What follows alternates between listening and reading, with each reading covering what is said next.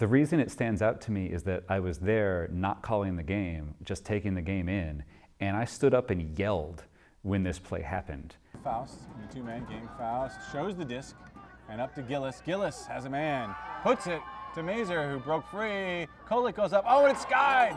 Because it just looked like another floaty huck, and all of a sudden there are feet kind of above heads, and there's someone landing on their back, and there's a body on the ground, and it's you don't see that happen all that often in Ultimate.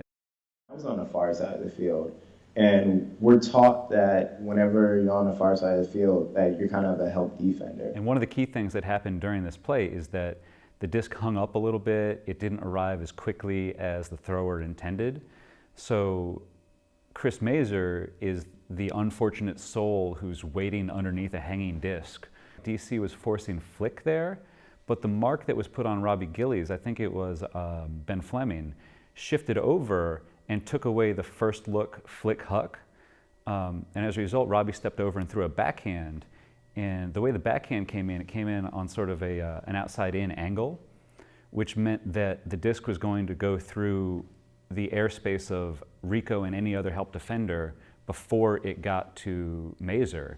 I think Allen was trailing, so I had a better angle, and I knew if I went up early enough, I could get it. As we see so often in Frisbee, it's not the person who gets to that spot first, it's the person who gets to that spot with enough momentum to jump higher than the people who are waiting there. He didn't make that play by an inch or two.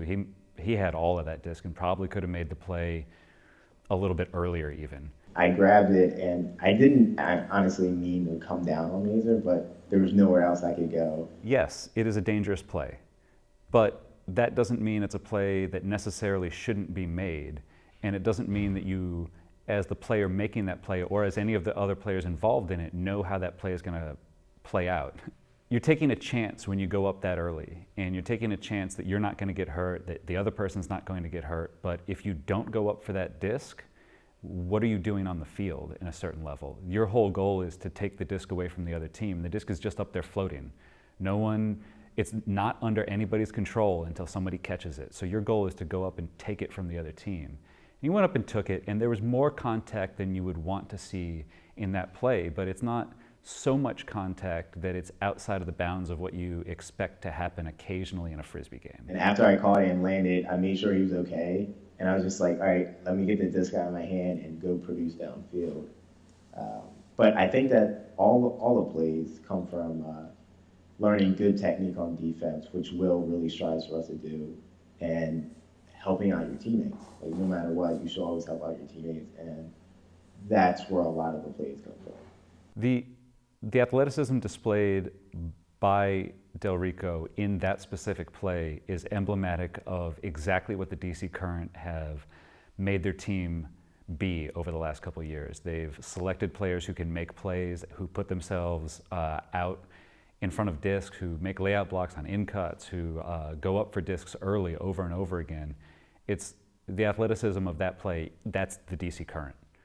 Faust in the two-man game. Faust shows the disc and up to Gillis. Gillis has a man, puts it to Mazer, who broke free. Kolek goes up, oh, and it's skied! Holy Moses!